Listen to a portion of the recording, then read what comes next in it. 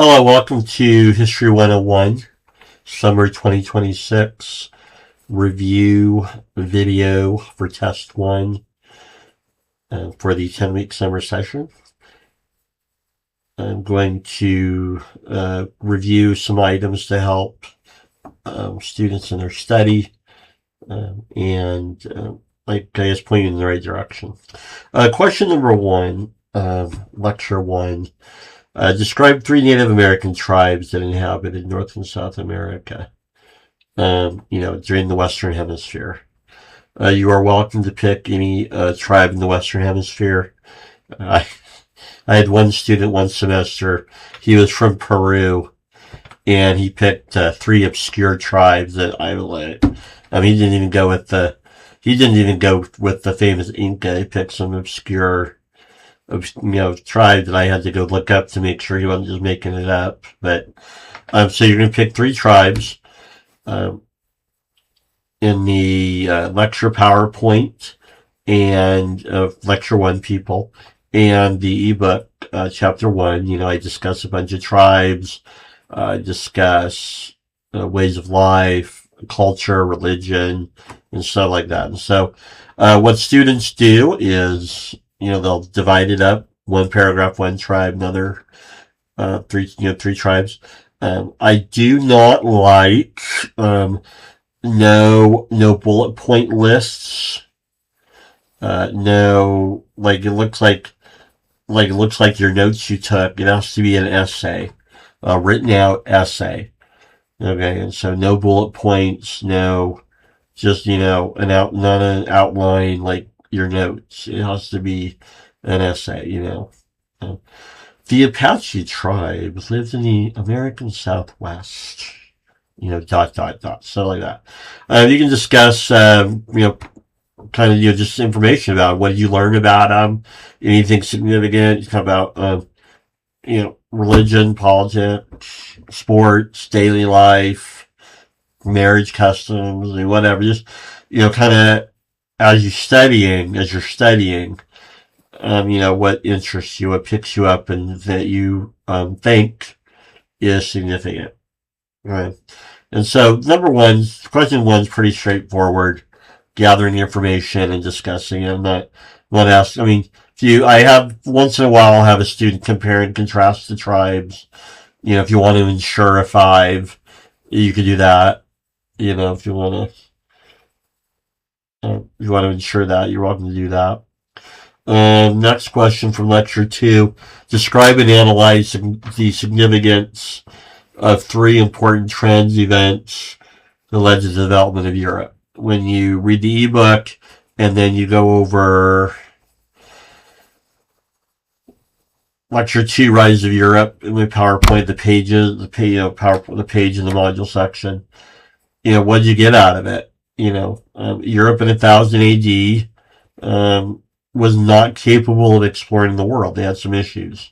By 1500 AD, European countries, mainly England, France, the Netherlands, or the Dutch, Spain, Portugal, Italy, are exploring the world. Mediterranean for Italy, and then the world for, the world. Okay. And so, what has happened between 1000 and 1500 AD? What led to that development? And that's what I want you to consider. You're welcome to pick 3 things that you argue.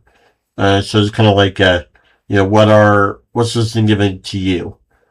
If you were to write a academic journal article, top 3 development, trends, events, and and then you discuss them and then you argue for that, from your study. You've studied it theoretically. And so is it the Renaissance, trade, religion, the development of the rise of the nation state? How did nation states develop? Some students talk about the printing press. Some students talk about the end of serfdom. Why was the end of serfdom in Europe important for the development of Europe? Well, think about it. What is serfdom? Serfdom is labor tied to the land. They're feudal lords. You get it? And so Europe, in other words, what is the available labor to have enough people get on ships and sell the world? You get it? 1000 AD, a lot of the labor in Europe is tied up on feudal estates. They're serfs. They can't move. You get it? With the ending of serfdom in Western Europe, what happened? All of a sudden, millions of Europeans are free to what? Get on a boat, sign up for a sailing voyage, and go explore the world. You get it? And so, that could be an answer if you want. How does the end of serfdom in Western Europe play into the development of Europe? It frees up the labor supply. All of a sudden, European shipbuilders, merchants, armies have the ability now to, have the labor and the soldiers, the seamen to what? Get on a boat and sell the world, right? And then settlers, right? With the ending of serfdom, you have millions and millions and millions of Europeans that can now settle somewhere else. They can live somewhere else. So with that. But just as you're studying, it'd be chapter 2 in the ebook, and then I think lecture 2 in lecture 1, the people lecture. So you can review that and kind of what, and again, most students just divide it by paragraph. The Renaissance, printing press, ending of serfdom, whatever. But you pick what you think are the 3 most important things. Again, it doesn't have to be, my list. If you read the ebook and then the information I gave you on the page, kind of think how that plays into it if you want, or come up with some other ideas. Question 3. Describe the development of slavery in Virginia and the Carolinas. Okay, this is important. Number 1. Okay, you have to refer to my information I provide in the ebook and in my lecture material. Sometimes students don't like what I'm saying, so they try to ignore it. You have to address the issues I bring up in the ebook and in the lecture material I provide for you in the page, in the Canvas page in the module. I believe it's lecture 3. You need to refer to that. You will discuss. You need to specifically refer to it. Dare I say, quote from it, something. Anyway, describe the development of slavery and the Carolinas. I go over both. Okay. It is, I in the module section, in the Canvas page in the module section, lecture 3, Southern Colonies, I have a handout, the legal journey in Virginia. You have to discuss that. Obviously, you study on your own. You have other things you can talk about as well. But to get a 5 on this, I have to see some discussion of what I refer to. Sometimes students, want to not deal with it, I guess. But I will be looking for that. Okay. The main theme is what? In the development of slavery in Virginia, it evolved over time, right? In the Carolinas, it was transplanted. And so that's kind of the gist of what I'm looking for. You need to know slavery developed in Virginia. Early on in Virginia, European indentured servitude was way more important than African slavery for a while. That changes later on. I detail it for you. And that's kind of the thing students have trouble with when I go over it.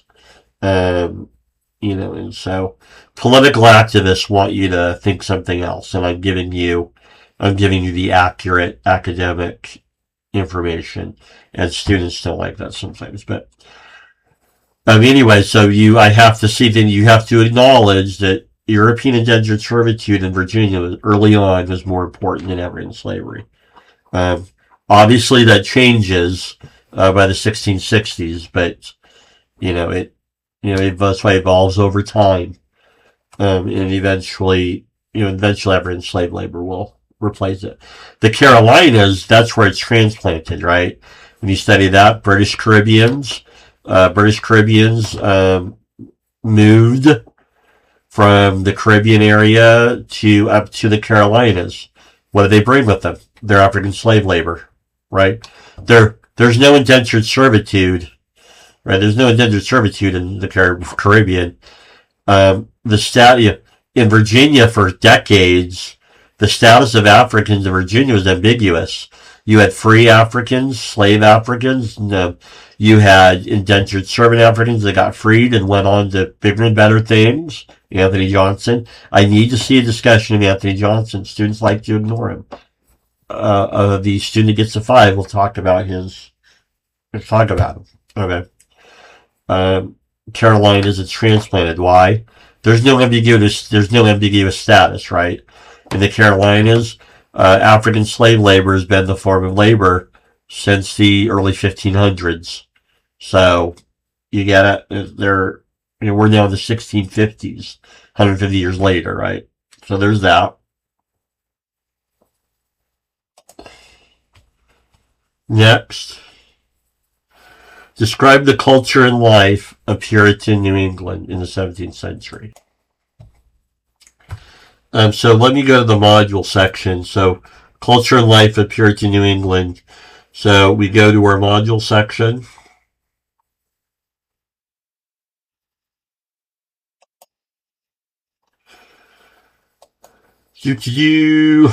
Back in week 3. We go to 101, lecture 3, Colonial New England. Okay. Ebook chapter 3. I have a couple of sermons. Right here, this article. Puritanism and its impact on American values. Okay. Mr. Bills, do I need to read this? Yes. Okay. I should see this article in your answer. Okay. It's a short article. It's only like 4 or 5 pages. It's a short article. Your answer should be based on this. Should be. Okay. If you want to look up there's some other references. You can look them up. You can do your own study, the ebook. Okay. But you should definitely be seeing this article referenced in your answer. Okay. You can talk about other things. Some students talk about your daily life. Some students talk about just whatever some other things that interest you. That's why essay tests are better for students. Because you can share what interests you. What have you studied? Did you come across something that was interesting to you? Like, hey, I want to actually study this. Let's edit. Go ahead and edit. So anyway, so you'll go through that page. You study. You read. I'm a big fan of colonial New England, Puritan New England. So I've read a lot on it, know about it, a lot about it. So I'll definitely be looking for, have you studied the topic? Have you looked into it? Okay. Next, describe the development of colonial Pennsylvania and New York in the 17th century. That is the middle colonies. It's in the ebook too, I think. Or I may have just put it in the lecture, but anyway, so study up on colonial Pennsylvania and colonial New York. How are they similar? How are they different? Where Pennsylvania, the cultural religion Pennsylvania is what? Quakerism. What's a Quaker? What is a Society of Friends? See a discussion of that. Well, in New York, what is it? Well, New York is settled by the Dutch, so it's Dutch reformed. or the Dutch Reformed Church or the Reformed Church. You can use those interchangeably. Where did people settle? Philadelphia, up the Hudson River, major tribes, Iroquois, New York. Kind of what are the similarities? What are the differences? Look up some of their laws. Colonial Pennsylvania didn't have the death penalty while every other one did. Talk about kind of what are some interesting things about the development. I do want to see names. So Pennsylvania, I should probably see who in your answer? William Penn. I should probably see William Penn in your answer. Should have some discussion of these people, religions, politics.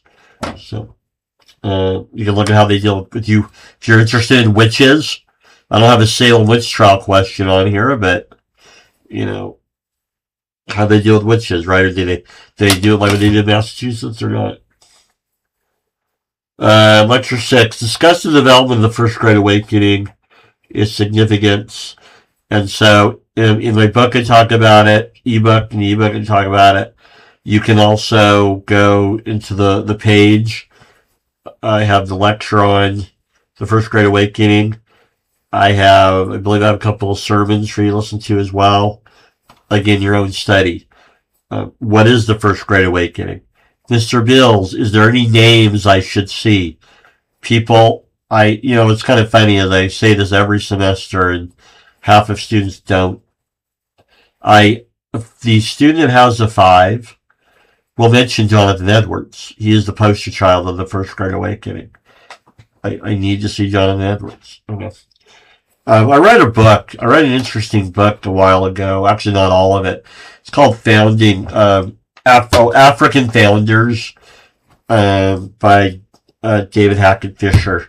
It was really good. It's a super long book, but if you want to look that up and look into that, they had some good stuff on the black individuals in the First Great Awakening. And so if you want to do that, you're welcome to do that.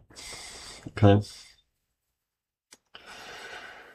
Lecture 7, describe the events that led up to the American Revolution, the road to revolution. What you would want to do there is you want to trace the development from what? The French and Indian War. What is the issues of the French and Indian War? What came out of it? I need to see the Proclamation Act of 1763 and why that was a big deal. And then we go to what? We go to the Stamp Acts, right? We go to the Stamp Act Congress. Want to see that. You may want to drop George Grenville's name. The Townsend duties. Obviously the Boston Massacre. And then the Boston Tea Party. So you're kind of tracing the political argument. What is that decade from 1763 to 1775? 10 to 12 years. What is the theme? Well, you can start with the theme. Describe the events that led to the American Revolution. For 12 years, you had a running battle between American colonial leaders and Parliament. That's what it is. Describe the events that led to the American Revolution. So you can have that discussion. It's a running battle, political battle, legislative battle between Parliament and the American colonies, American colonial leaders. Another thing that I think should be mentioned, what is going on in colonial America, right? The 1730s, 40s, 50s, colonial Americans were happy to be British. They were British North America. They were part of the greatest empire in the world. England was the superpower. Okay? They had a worldwide empire. The sun never sets on the British Empire. Right? And so what changes? You get it? So that's the other thing to deal with is events leading up to the American Revolution. What culturally was happening? Colonial Americans were reassessing their role in the British Empire. I mean, how do you go from being happy to be British, happy to be in the Empire, to you're shooting your way out of it? Something happened in those 12 years. The student that gets a 5 on this, we'll discuss that topic. Colonial Americans are reassessing their role in the British Empire. right? So that's extremely important. Lecture the three Revolutionary War battles. That's pretty straightforward. Again, no bullet points. It's got to be an essay, a straight essay. Pick three battles, talk about them.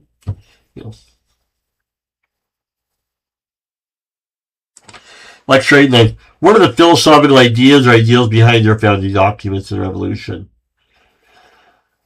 And so, what are some general things? So, in the ebook, I have a section in, I think, chapter 5 or 6, but somewhere in that area, I have a section called what?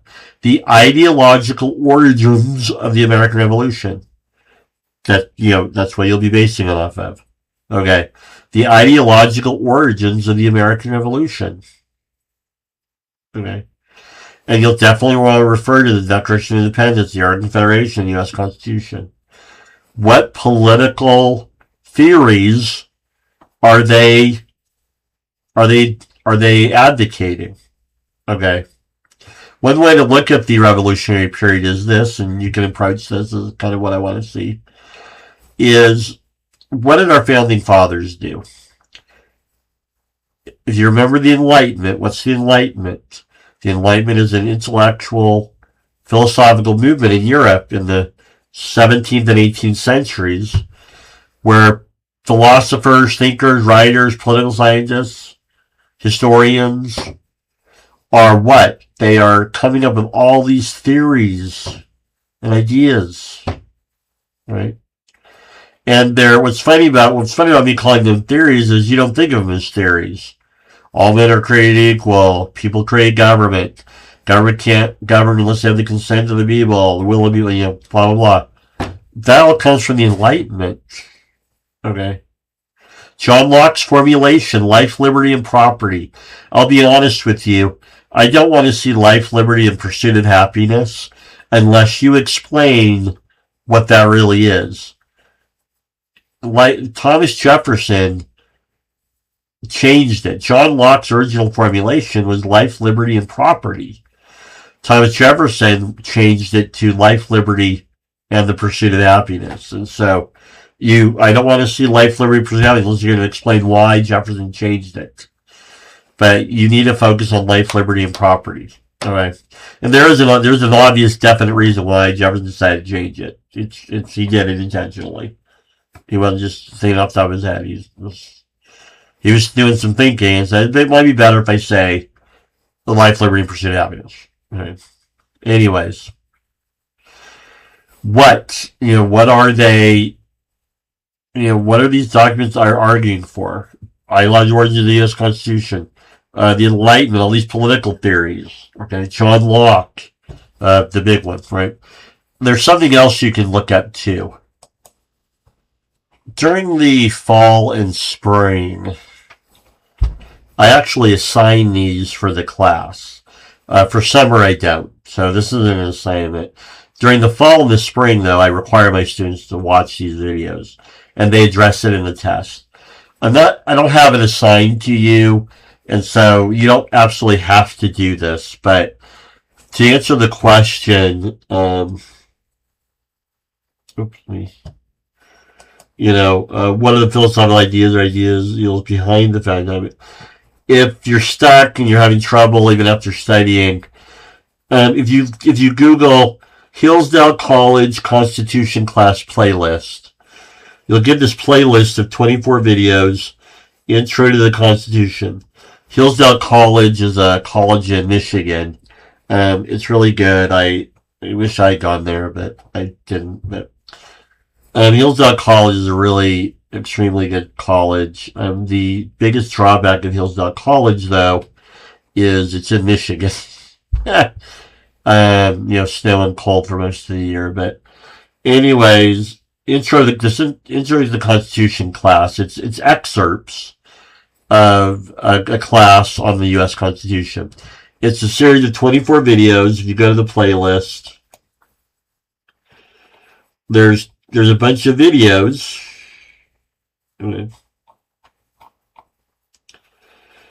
And you guys are welcome to, you don't have to watch all of them, watch a few of them.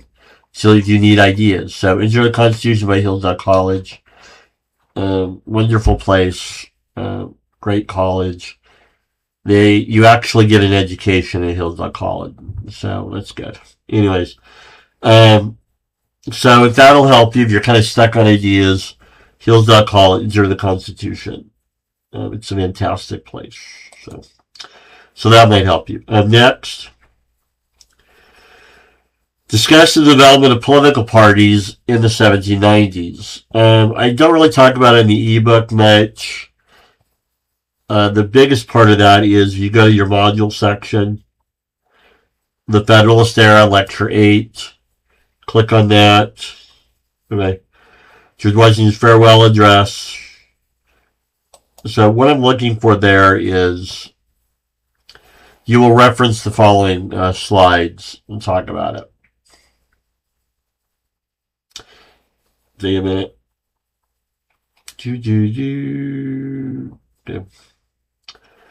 Depending on how in depth you want to go, you can start with this one, economy. Discuss Hamilton's plan, economic plan, and his ideas. Okay. So you can, obviously on your own, you'll do some studying on that. But this is the kicker. This is like, what's the minimum? What do I really need to...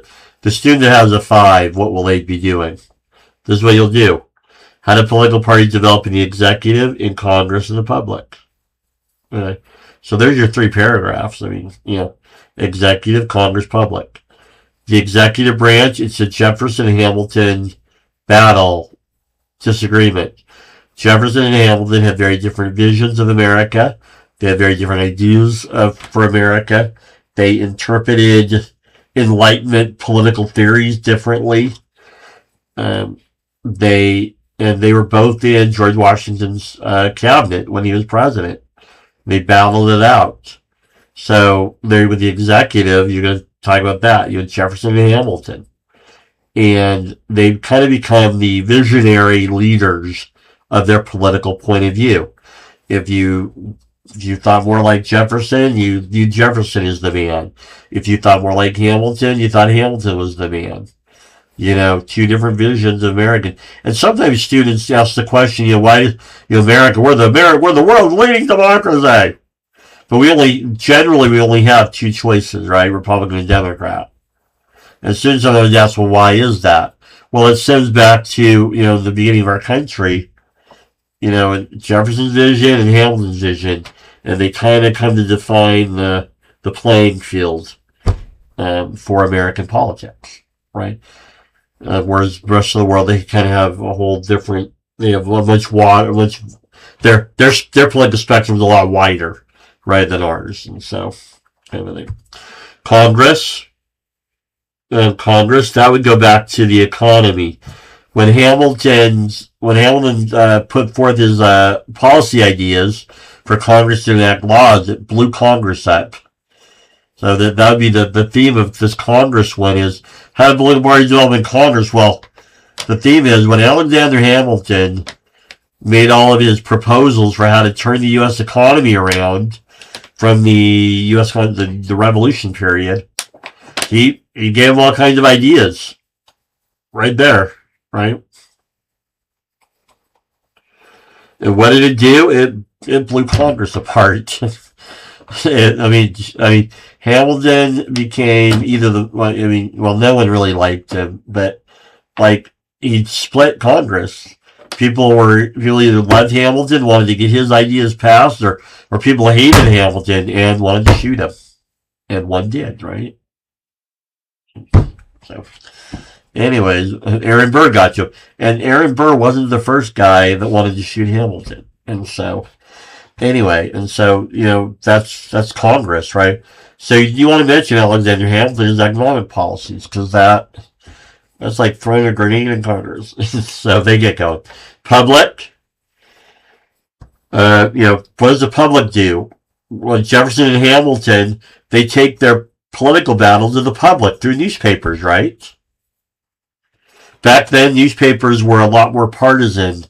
Well, never mind. Well, that's not correct. Papers are partisan today. They just lie about it. what is accurate is newspapers back then were a lot more honest about their partisan shit. Today, people lie. Like the news media lies to you. And like, CNN definitely has an editorial bias. They are lying to you when they say they're not. MSNBC has a definite editorial bias. Fox News has a definite editorial bias. Any like what really blows me away is people call NPR non-biased. No, NPR has an extremely obvious bias. Okay, anyone that tells you media, newspapers, radio, TV, they're lying to you. Okay, anyways. So I'll leave that rant at that. But anyway, so. You'll have to have me for an in-class class if you want that rant. The full version of that rant. Anyways, the point is, paper back then were a lot more openly and honestly partisan. They put it on their paper. We're a Jefferson paper. We're a Hamilton paper.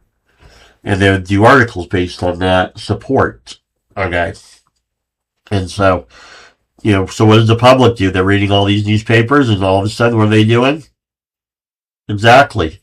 They're dividing up Democratic Republican societies. You can talk about how the Whiskey Rebellion and the French Revolution blew people up too. Mr. Bills, do I need to make sure I mention this? Yes. The person that gets a 5 will mention the Federalists and the Democratic Republicans. You have to say Democratic Republicans in the answer. I do not trust my students to not get confused. Just to let you know, when you look at the primary documents, the Democratic Republican Party, they rarely said that whole thing. They just called themselves Republican. And so, we have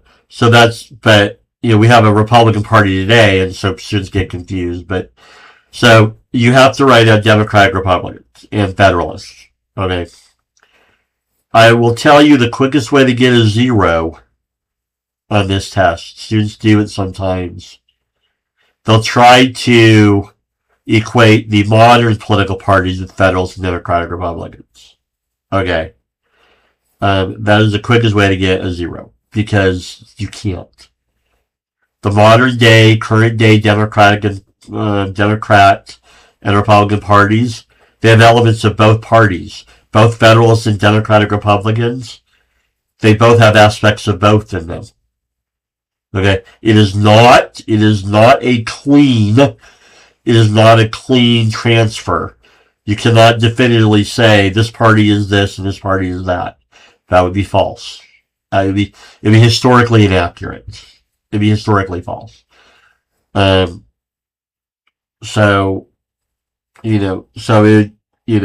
Anyway, so just, you can't, like, for example, like current day Democrats like to claim, oh, we're the Democratic Republicans are the best.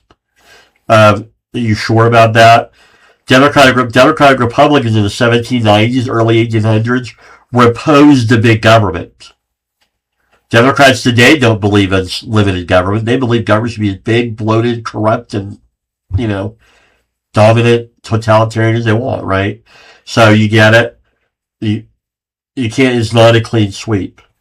The Federalist Party back then, they were the big government party. What's funny is Democrats today, like a lot of historians of Democrats, they don't like, Federals are bad. Well, a lot of the current day Federalist Party, Democrats are federal, big government. Federalists, they believe in an interventionist big government that did things to people, for people, whatever, So, I will mark you down if I see any lame attempts to do it, because it's not historically accurate. Okay. The best you can say is what I just said. The most historically accurate thing to say is there are elements in the Federalist and Democratic Republican Party platforms of that era. There are elements of both the current day Republican and Democrat parties in them. It's a myth. It's not a clean thing. And sometimes students are desperate to be that, making this clean, nice, easy. History's messy, people. History does not meet your History is not there to meet your expectations. It's not clean. It's messy. It's not a one-to-one thing. Okay. And so, you just can't, you know. Anywho, so anyway, you definitely want to mention this table, though. The student that gets a 5 will mention this table. All right. So anyways, there's your review video. I am done. If after watching this video, you know, if you have more questions, feel free to email me and I can talk to you more. You can also meet with me as well. I'm happy to meet with students. I've met with students before, where we talked about history. And we can do that too if you want. Have a good day.